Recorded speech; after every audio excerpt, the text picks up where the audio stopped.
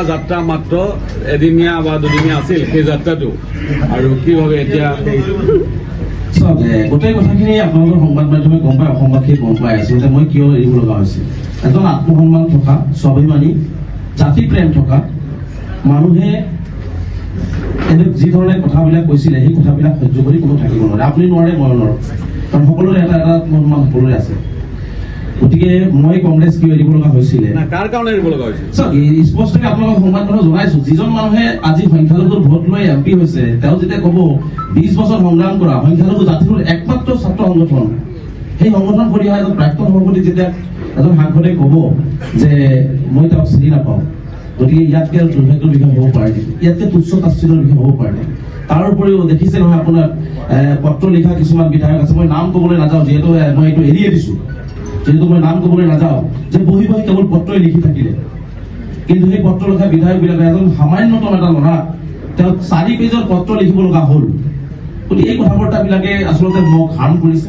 গতিকে আৰু মই যিহেতু দেখিছো যে আচলতে তাতে কথা ক'ব নোৱাৰি, মুখ খুলিব নোৱাৰি, তাতে সৰু সৰু কথাটোক অনুমতি ল'ব লাগে। গতিকে তেনেকুৱা এটা পৰিৱেশত থকাতকৈ মুখটো মনে অসমৰ হৈ, অসমৰ সংখ্যালঘু জনগণৰ হৈ, মানুহৰ হৈ কথা ক'ব পৰা প্লেটফৰ্মটো মই কিয় বাছি ল'লো, যাতে মই মুক্ত মনে মই মানুহৰ মনৰ বেদনাটো মুকলিভাৱে চৰকাৰৰ সন্মুখত বলিষ্ঠভাৱে দাঙি ধৰিব পাৰোঁ।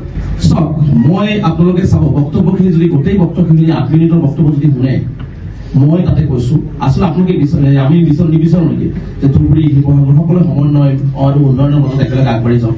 আপুনি গোটেই বক্তব্যখিনি চাব, বক্তব্যখিনিৰ লাষ্টতে এইটো কথা আছে যে উন্নয়ন আৰু সমন্বয়ৰে আমি এখন বৰ অসম কৰিব বিচাৰিছো। মই কোৱা নাই যে ধুবুৰীটোক আনি শিৱসাগৰত বহাই দিব লাগে, শিৱসাগৰটোক লৈ পেলাই বঙাইগাঁৱত বহাই দিব লাগে, এই কথাটো মই কেতিয়াও কোৱা নাই। মই কৈছো সমন্বয়ৰ বৰ অসম এখন এনেকে হ'ব লাগে য'ত উন্নয়ন আৰু সমন্বয় থাকিব, য'ত মানৱতা থাকিব, সেইখন অসমহে মই বিচাৰিছো। গতিকে মই স্পষ্ট কৰিয়ে দিছো কথা।